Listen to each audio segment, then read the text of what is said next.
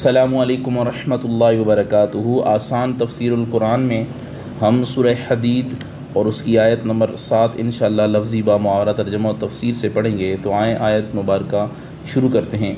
اعوذ باللہ من الشیطان الرجیم، بسم اللہ الرحمن الرحیم۔ آمنوا باللہ ورسولہ وانفقوا مما جعلکم مستخلفین فیہ فالذین آمنوا منکم وانفقوا لهم اجر کبیر۔ ایمان لاؤ اللہ پر اور اس کے رسول پر، اور خرچ کرو اس کی راہ میں ان مالوں سے جن میں سے اس نے تمہیں اپنا نائب بنایا۔ پس جو لوگ ایمان لائے تم میں سے اور رائے خدا میں خرچ کرتے رہے ان کے لیے بہت بڑا اجر ہے۔ آمینو ایمان لے آؤ، باللہ اللہ پر، ورسولہ اور اس کے رسول پر، وانفقوا اور خرچ کرو، مما اس میں سے، جعلکم اس نے تمہیں بنایا، مستخلفین اپنا نائب، فیہ جن میں، جن مالوں میں، فالذین پس جو آمنوا ایمان لائے، منکم تم میں سے، وانفقوا اور خرچ کرتے رہے، لہم ان کے لیے، اجر ہے کبیر بہت بڑا۔ یہ آیہ مبارکہ کا لفظی اور با محاورہ ترجمہ آپ کے سامنے پیش کیا۔ اب اسی آیہ مبارکہ کا ترجمہ ہم جو ہے وہ کنز العرفان سے بھی پیش کرتے ہیں۔ اللہ اور اس کے رسول پر ایمان لاؤ اور اس کی راہ میں اس مال میں سے خرچ کرو جس میں اللہ نے تمہیں دوسروں کا جانشین بنایا ہے، تو تم میں جو ایمان لائے اور انہوں نے خرچ کیا ان کے لیے بڑا ثواب ہے۔ اب یہاں پہ آمنو باللہ و رسولہ، ایمان لاؤ اللہ اور اس کے رسول پر، تو کبھی ایمان لانے کی دعوت ان لوگوں کو دی جاتی ہے جو نعمت ایمان سے محروم ہیں، اور گاہے بگاہے ان لوگوں کو بھی دعوت ایمان دی جاتی ہے جو ایمان تو لے آئے ہوتے ہیں لیکن ایمان کے تقاضوں کو پورا کرنے میں غفلت اور سستی کا مظاہرہ کرتے رہتے ہیں۔ تو اسلام کو سر بلند کرنے کے لیے اگر کسی مالی اور جانی قربانی کی انہیں دعوت دی جاتی ہے تو وہ شوق اور آمادگی ان میں نظر نہیں آتی جو ایمان کا تقاضا ہے۔ یہ آیات غزوہ تبوک کے موقع پر ایسے ہی لوگوں کے حق میں نازل ہوئیں۔ یہ غزوہ عرب کے کسی قبیلے کے خلاف نہ تھا، بلکہ مکہ کے قریش کے خلاف نہ تھا، بلکہ رومی سلطنت کے خلاف تھا، جو مدینے پر حملہ آور ہو کر مسلمانوں کو ملیاں میٹ کر دینے کے منصوبے بنا رہے تھی۔ 30,000 کا لشکر جرار لے کر حضور نبی اکرم صلی اللہ تعالیٰ علیہ وآلہ وسلم پیش قدمی کرتے ہوئے رومی علاقے میں تبوک کے مقام پر آ کر خیمہ زن ہوئے تھے۔ ایسی مہم کو سر انجام دینے کے لیے جتنے سرمایے کی ضرورت تھی وہ محتاج بیان نہیں ہے۔ حضرت ابوبکر صدیق، حضرت سیدنا فاروق اعظم، حضرت سیدنا عثمان غنی اور دیگر اکابر صحابہ کرام رضوان اللہ تعالی علیہم اجمعین نے اثار و فدائیت کے ایسے مظاہرے کیے کہ انہیں پڑھ کر آج بھی ایمان تازہ ہو جاتا ہے۔ لیکن بعض ایسے لوگ بھی تھے جو مسلمان تو تھے مگر اللہ کی راہ میں مال پیش کرنا ان کے لیے بڑا جان جوکھوں کا کام تھا۔ ان کو برانگیختہ کرنے کے لیے، ان کے دل میں جذبے کو ابھارنے کے لیے ان میں پھر دعوت ایمان دی جا رہی ہے، اور جو عہد وہ پہلے کر چکے ہیں وہ یاد دلایا جا رہا ہے تاکہ آزمائش کے اس وقت میں وہ ناکام نہ ہو جائیں۔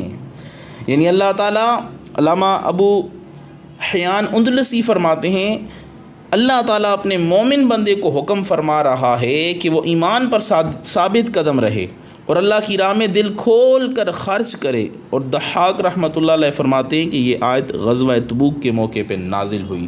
اللہ نے فرمایا آمنوا باللہ ورسولہ وانفقوا مما جعلکم مستخلفین فیہ، خرچ کرو اس کی راہ میں اس مالوں میں سے یا اس مال میں سے جس میں اس نے تمہیں اپنا نائب بنایا ہے۔ یعنی اللہ نے جو مال تمہیں دیا ہے اب اس مال میں سے اللہ کی راہ میں خرچ کرو۔ تو مالک جو نوکر کو حکم دیتا ہے، غلام کو جو حکم دیتا ہے، تو غلام کو چاہیے اپنے مالک کے حکم کو سر تسلیم خم کرتے ہوئے جو ہے وہ مال اس کے حکم پہ جو ہے وہ خرچ کر دے۔ آگے فرمایا فالذین آمنوا منکم وانفقوا لهم اجر کبیر، پس جو لوگ ایمان لائے تم میں سے اور رائے خدا میں خرچ کرتے رہے ان کے لیے بہت بڑا اجر ہے۔ اہل ایمان کو اللہ تعالیٰ کی رضا کے لیے مال خرچ کرنے کی ترغیب دی جا رہی ہے۔ انداز بیاں ایسا ہے کہ انسان میں معمولی سا شعور بھی ہو تو راہ حق میں سب کچھ لٹانے پر آمادہ ہو جاتا ہے۔ اور یہ ارشاد جو ہے وَأَنفِقُوا مِمَّا جَعَلَكُم مُسْتَخْلَفِينَ فِيهِ، اس کے دو مفہوم بیان کیے گئے ہیں۔ ایک تو یہ کہ جو مال آج تمہارے قبضے میں ہے تم اس کے حقیقی مالک نہیں ہو، اس کا حقیقی مالک تو اللہ تعالیٰ ہے۔ اس نے تم پہ اپنا فضل و کرم فرمایا اور تمام چیزوں میں تمہیں اپنا نائب اور خلیفہ مقرر کر دیا۔ حقیقی مالک وہ ہے، تم اس کے خلیفہ ہو۔ اب یہ کہاں کی عقل مندی ہے کہ مالک جو ہے وہ حکم دے اور نائب اس کی بجاوری میں پس و پش جو ہے وہ نہ کرے، یا جو ہے وہ حکم کی نافرمانی کرے۔ یہ نائب کے لیے کہاں جو ہے وہ اس کی شان ہے۔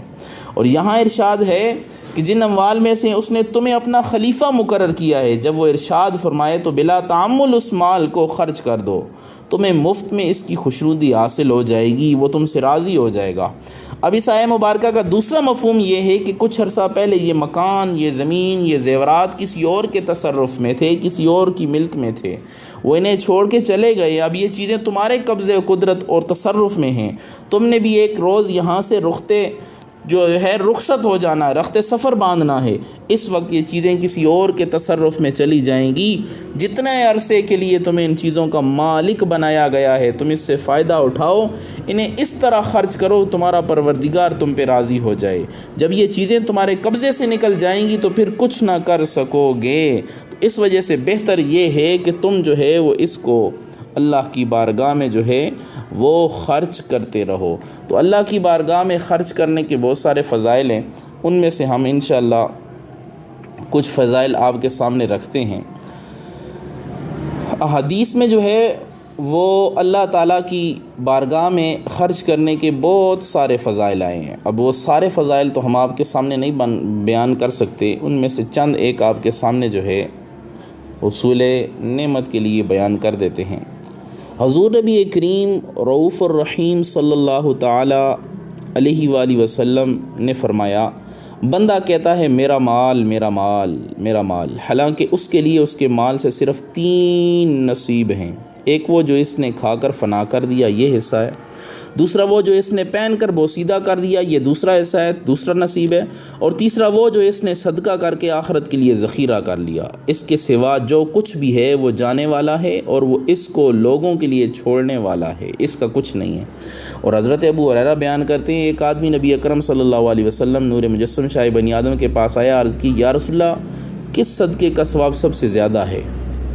آپ نے فرمایا یہ کہ تو اس حال میں صدقہ کرے کہ تو تندرست بخیل ہو، تو فقر اور تنگدستی سے ڈرتا ہو اور مالدار ہونے کی امید رکھتا ہو، اور اس وقت کا انتظار نہ کر کے جان نکلنے لگے اور تو کہے کہ فلاں کے لیے اتنا مال ہے اور فلاں کے لیے اتنا مال ہے، حالانکہ وہ مال تو فلاں کا ہو چکا۔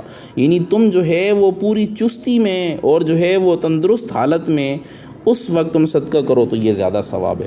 اور حضرت عبداللہ بن مسعود بیان کرتے ہیں، نبی اکرم صلی اللہ علیہ وسلم نے فرمایا، تم میں سے کون ایسا ہے جس کو اپنے مال سے وارث کا مال زیادہ محبوب ہے؟ صحابہ نے عرض کی یا رسول اللہ ہم میں سے ہر ایک کو اپنا مال ہی زیادہ محبوب ہے۔ نبی اکرم صلی اللہ علیہ وسلم نے فرمایا، بے شک اس کا مال وہی ہے جو اس نے آخرت کے لیے آگے بھیج دیا، اور اس کے وارث کا مال وہ ہے جو مرنے کے بعد پیچھے چھوڑ گیا۔ اور ایک حدیث پاک میں آتا ہے، حضرت عائشہ صدیقہ بیان فرماتی ہیں، انہوں نے ایک بکری ذبح کی اور اس کا گوشت مساکین میں تقسیم کیا۔ نبی اکرم صلی اللہ علیہ وسلم نے پوچھا بکری کے گوشت سے کیا بچا؟ حضرت عائشہ صدیقہ رضی اللہ تعالی عنہا نے جواب دیا، ایک شانے کے سوا کچھ نہیں بچا۔ آپ صلی اللہ علیہ وسلم نے فرمایا، ایک شانے کے سوا ساری بکری بچ گئی ہے۔ یعنی جو کچھ خدا کی راہ میں تقسیم ہوا وہی تو آخرت میں ہمارے لیے محفوظ ہو گیا، اور یہ شانے کا گوشت تو ہم کھائیں گے اور فنا ہو جائے گا۔